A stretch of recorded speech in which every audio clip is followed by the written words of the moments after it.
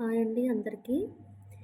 ఈరోజు నుంచి daily 1 are 2 videos అనేవి ప్రతిరోజు ప్రాక్టీస్ బిట్స్కి సంబంధించినవి డైలీ అప్లోడ్ చేస్తాను. ఈ వీడియోలో ఫస్ట్ టాపిక్ అయినటువంటి సైకాలజీలో పెరుగుదల, వికాసము, దశలు, నియమాలు, ఓకేనా. దీనికి సంబంధించినటువంటి టోటల్ మొత్తం కవర్ అయిన విధంగా ఇందులో టోటల్ 30 బిట్స్ అనేవి ఇచ్చారు. పెరుగుదల, వికాసం, దశలు మరియు నియమాలకు సంబంధించిన 30 బిట్స్ అనేవి ఈ వీడియోలో చూద్దాం, ఓకేనా. టెస్ట్ 1 అండి. టోటల్గా ఇందులో ఎక్కువే ఉన్నాయండి టెస్టులు. డైలీ 2 ఆర్ 3 టెస్ట్స్ అనేవి సైకాలజీకి సంబంధించి చూద్దాం. ఈరోజు అయితే చూడండి. ఫస్ట్ వన్, క్రింది వానిలో సరైన సూత్రాన్ని ఎన్నుకోండి. వికాసం ఈక్వల్స్ ఎఫ్ ఆఫ్ పరిపక్వత ఇంటూ అభివృద్ధి, అభ్యసనం is equal to f of వికాసము ఇంటూ పరిపక్వత, పరిణితి is equal to f of పరిపక్వత ఇంటూ అభ్యసనం, వికాసం is equal to f of పరిపక్వత ఇంటూ అభ్యసనం. కరెక్ట్ ఆన్సర్ చూడండి.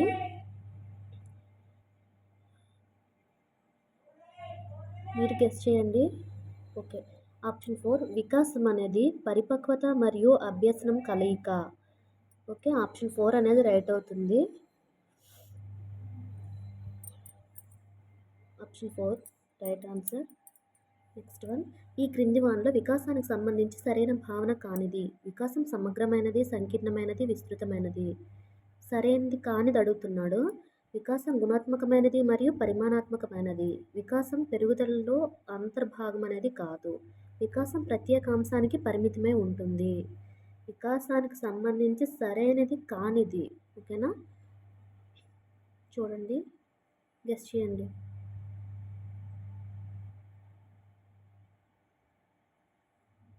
ఇది కరెక్ట్ అండి. గుణాత్మకమైనది, పరిమాణాత్మకమైనది రైటే. పెరుగుదలలో వికాసం అనేది పెరుగుదలలో అంతర్భాగం కాదు, ఓకేనా. వికాసం పెరుగుదలలో అంతర్భాగం కాదు. వికాసం ప్రత్యేక అంశానికి పరిమితమై ఉంటుంది అని ఇచ్చాడు. ఇది wrong answer, option 4. Next one చూడండి. క్రింది వానిలో ఖచ్చితంగా కొలవలేనిది. విద్యార్థుల బరువులు, విద్యార్థుల ఎత్తు, విద్యార్థుల వికాసం, విద్యార్థుల లావు.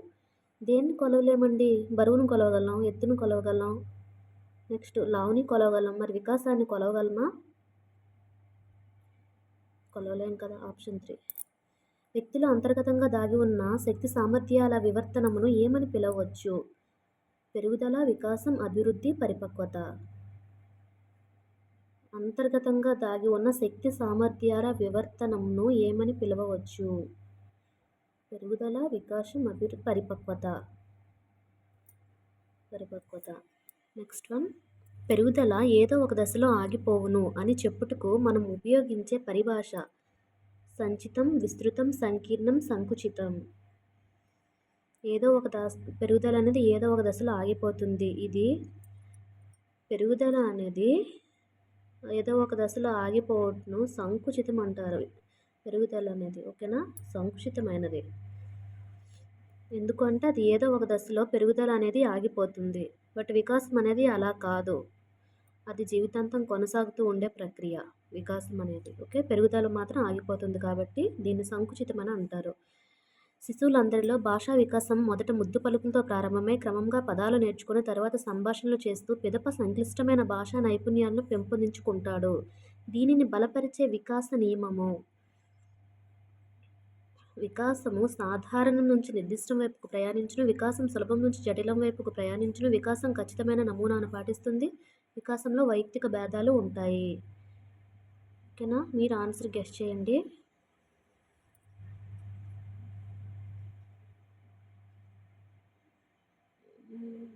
వికాసం ఖచ్చితమైన నమూనాను పాటిస్తుంది. ఎందుకంటే మొదట ముద్దు పలుకులతో ప్రారంభమై క్రమంగా పదాలు నేర్చుకొని తర్వాత సంభాషణలు చేస్తూ ఆ తరువాత భాషా నైపుణ్యాలను, అంటే ఒకటి తర్వాత ఒకటి, ఒకటి తర్వాత ఒకటి అలా నేర్చుకుంటూ ఉంటారు. కాబట్టి వికాసం అనేది ఖచ్చితమైన నమూనాను పాటిస్తుంది.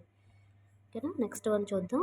ప్రజ్ఞ అనే ఎస్జిటి ఉపాధ్యాయురాలు తన పాఠశాలలోని విద్యార్థులకు అన్ని సబ్జెక్టులను బోధించిన తర్వాత తనకు ఎస్ఏ ప్రమోషన్ రావడంతో కేవలం ఒకే ఒక సబ్జెక్టును విద్యార్థులకు బోధించడం ప్రారంభించింది.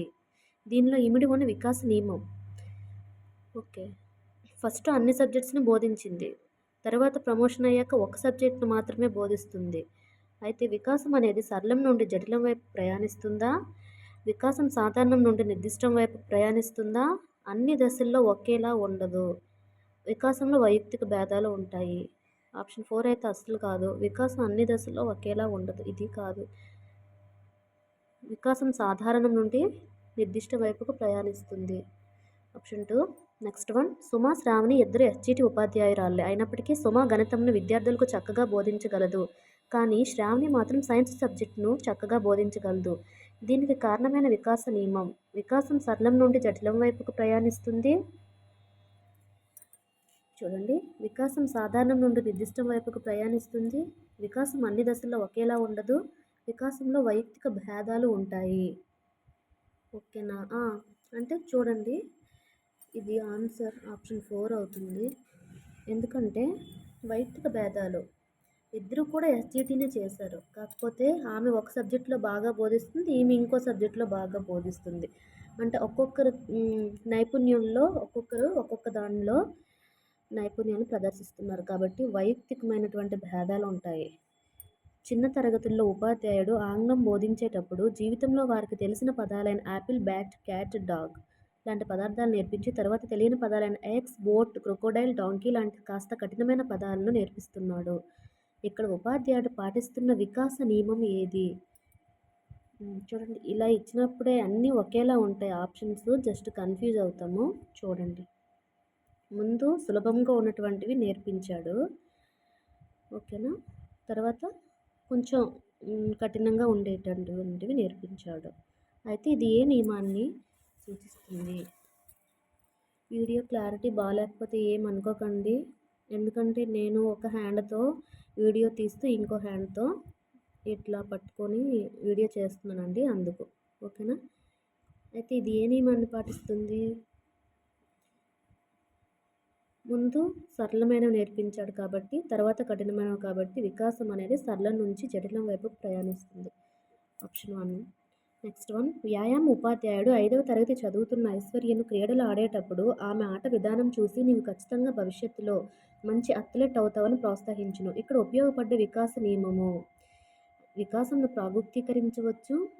వికాసం ఒక పరస్పర చర్య. వికాసం సాధారణం నుండి నిర్దిష్టం వైపు ప్రయాణిస్తుంది. వికాసం ఒక సంచితమైనటువంటి ప్రక్రియ.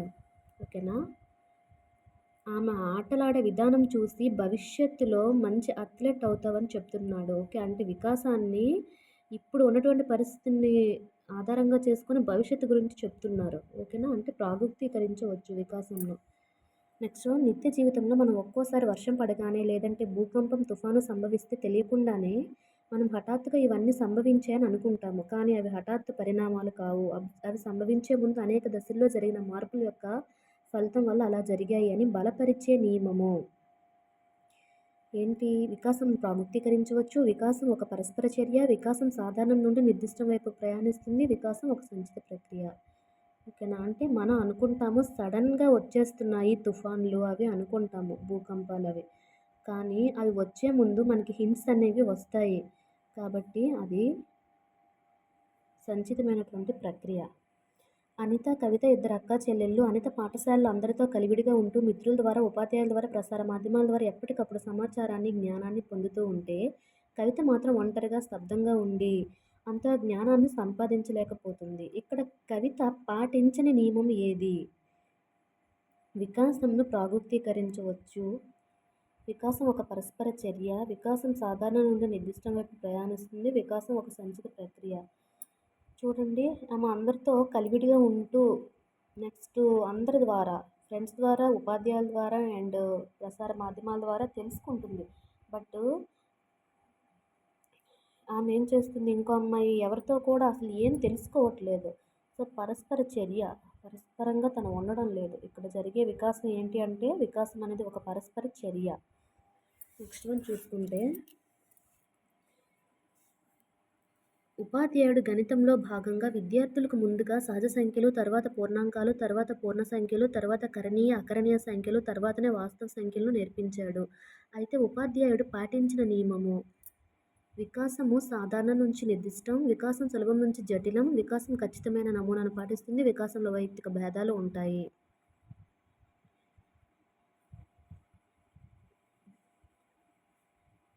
ఫస్ట్ సహజ సంఖ్యలు, పూర్ణాంకాలు, ఆ తర్వాత కరణీయ, అకరణీయ. ఓకే. అంటే ఖచ్చితమైన నమూనాని పాటిస్తుంది.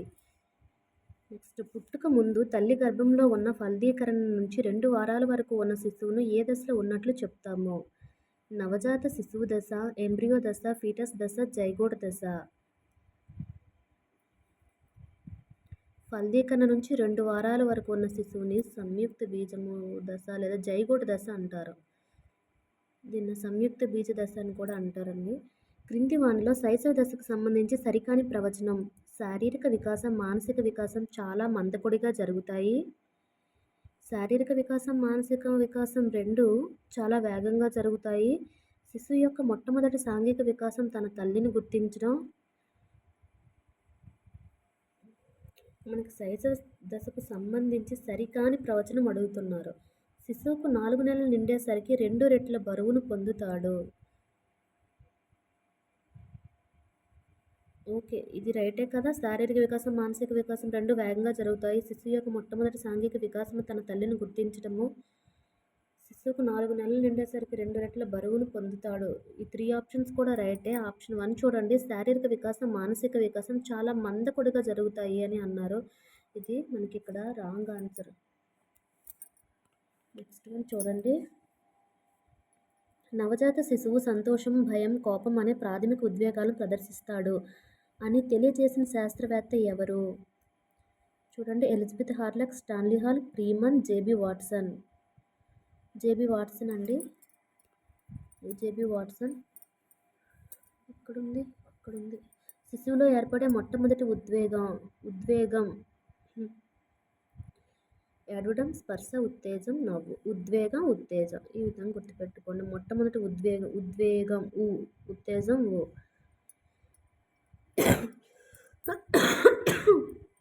జనన పూర్వక దశలో ఎంబ్రియో దశలో భాగంగా ఎంబ్రియో అనగా చిన్న శిశువు ఆకారం, పెద్ద శిశువు ఆకారం, చిన్న మనిషి ఆకారం, పెద్ద మనిషి ఆకారం. ఓకేనా? ఎంబ్రియో దశలో భాగంగా ఎంబ్రియో అంటే చిన్న మనిషి ఆకారం. ఓకేనా? చిన్న మనిషి. శైశవ దశలో శిశువు ప్రశ్నలు వేస్తాడు కానీ సమాధానం కొరకు వేచి ఉండడు. అంటే ఈ దశలోని పిల్లలు ప్రశ్నించడానికి ఏ వికాసంగా చెప్పవచ్చు? సాంఘిక వికాసం, మానసిక వికాసం, నైతిక వికాసం, శారీరక వికాసం. ప్రశ్నిస్తూ ఉంటారు కానీ ఆన్సర్ ఇచ్చినంత వరకు ఊరుకోరు. ఇది మానసిక వికాసం. పూర్వ బాల్య దశను ఇలా పిలవరు. వాగుడుకాయ దశ, ముద్దు మాటల దశ, నెక్స్ట్ పూర్వ ముఠా దశ, పూర్వ పాఠశాల దశ. పిలవరు అంటే మనకి ఏవేవి పూర్వ బాల్య దశని ఏమని పిలుస్తారో ఫస్ట్ తెలిస్తే ఏది పిలవరో అర్థమవుతుంది. వాగుడుకాయ దశ అంటారు పూర్వ బాల్య దశని. నెక్స్ట్ పూర్వ ముఠా దశ అంటారు, పూర్వ పాఠశాల దశ అంటారు. ఈ 3 కూడా రైట్ అయిన కాబట్టి పూర్వ బాల్య దశను ముద్దు మాటల దశ అని పిలవరు. ఓకేనా? పిల్లలకు సాంఘిక మితి అనగా సంఘంలో వారి స్థానము, ఇతరుల స్థానము, హోదా వంటి వాటిపై అవగాహన ఏ దశలో కనిపిస్తుంది? పూర్వ బాల్య దశలో, ఉత్తర బాల్య దశలో, శైశవ దశలో, యవ్వనారంభ దశలో. ఉత్తర బాల్య దశలో కనిపిస్తుందండి. సాంఘిక మితి అంటే వారి స్థానం, ఇతరుల స్థానము, హోదా వంటి వాటిపై అవగాహన అనేది పిల్లలకు ఉత్తర బాల్య దశలో కనిపిస్తుంది. శిశువులో భాషా వికాసానికి మొదటి సూచనగా దేన్ని చెప్తారు? భాషా వికాసానికి నవ్వడం, ఏడవడం, ముద్దు మాటలు, చిన్న చిన్న పదాలు పలకడం. ఏడవడం అండి. 22 ఏడవడం. యవ్వనారంభ దశకు మారు పేరు కానిది అతివ్యాప్తం గల దశ, పరివ్యాప్తం గల దశ, ఓవర్లాపింగ్ దశ, సరిహద్దు వ్యాప్తి గల దశ.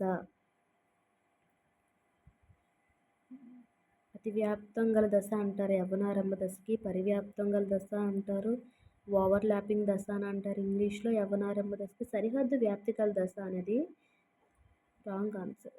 దానికి మారు పేరు ఇది కాదు. సరిహద్దు వ్యాప్తి గల దశ అని అనరు యవ్వనారంభ దశకు. ఈ 3 ఆప్షన్స్ కరెక్టే. ఇది కరెక్ట్ కాని ఆన్సర్. సరిహద్దు వ్యాప్తి గల దశ, మారు పేరు ఇది కాదు యవ్వనారంభ దశకు. యవ్వనారంభ దశకు సంబంధించి సరికాని ప్రవచనం. శిశువు అలైంగిక జీవి నుంచి లైంగిక జీవిగా మారుతాడు. ఉత్తర బాల్య దశలోని చివరి 2 సంవత్సరాలు, కౌమార దశలోని మొదటి 2 సంవత్సరాలు ఈ దశలోకి వస్తాయి. ఈ దశలో ఎక్కువ మార్పులు జరిగి తక్కువ వ్యవధి గల దశ.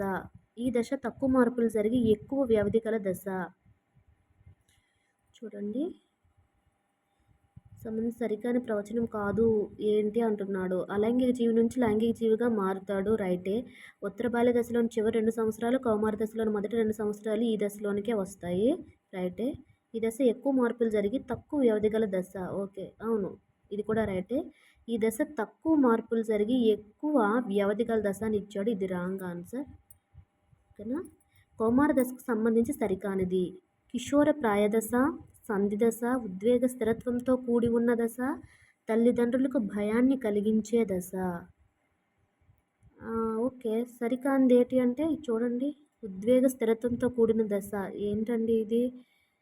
ఇది కాదు కదా. కౌమార దశ కిశోర ప్రాయ దశ అంటారు, సంధి దశ అంటారు. తల్లిదండ్రులకు భయాన్ని కూడా కౌమార దశలోనే కలిగిస్తారు. ఉద్వేగ స్థిరత్వంతో కూడి ఉన్నటువంటి దశ అనేది కాదు. ఉత్తర బాల్య దశను అంటారండి ఉద్వేగ స్థిరత్వంతో కూడి ఉన్నటువంటి దశ. ఉద్వేగ కెథారిస్ అంటారు కదా, దాన్ని అంటారు. అది మనకి ఉత్తర బాల్య దశలో కనిపిస్తుంది, ఉద్వేగ కెథారిస్. నెక్స్ట్ చూసుకుంటే క్రింది వానిలో సరికాని జతను గుర్తించండి. Pubertas, age of manhood. Adolescere, to grow into maturity. Hurlock, development psychology. Adolescence, గ్రంథ రచయిత వాట్సన్ అని ఇచ్చారు. వీటిలో సరికాంది మనకి ఇక్కడ అడుగుతున్నాడు, చూడండి ఆన్సర్.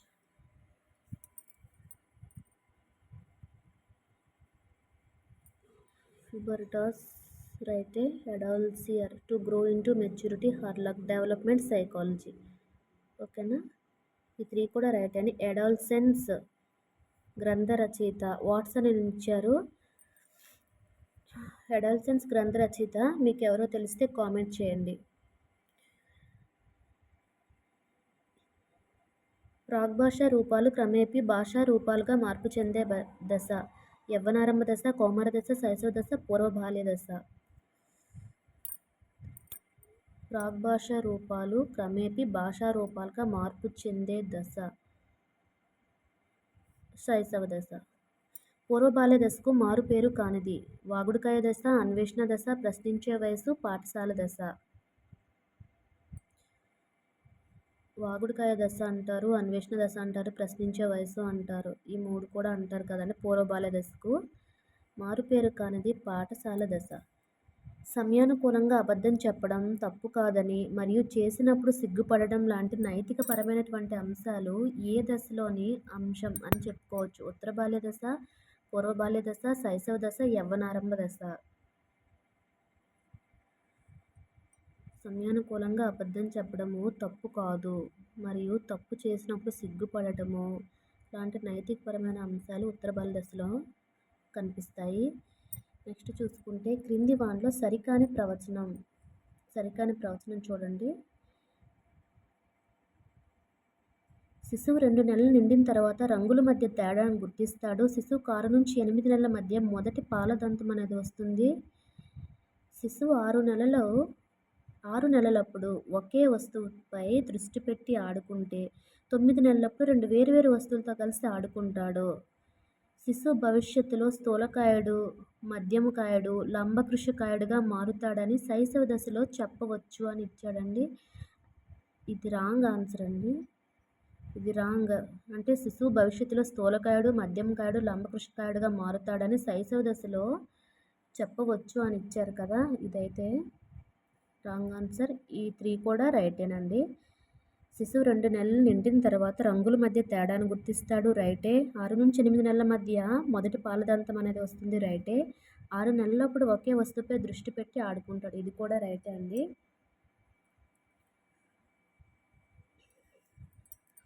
ఓకే ఫ్రెండ్స్, ఈరోజు పెరుగుదల, వికాసము మరియు నియమాలకు సంబంధించినటువంటి టోటల్ 30 బిట్స్ అనేవి ఈ వీడియోలో చూసాం కదా. ఈ వీడియో కొంచెమైనా మీకు యూస్ఫుల్గా అనిపిస్తే తప్పకుండా వీడియోని లైక్ చేసి నా ఛానల్ని సబ్స్క్రైబ్ చేయండి. Thank you all.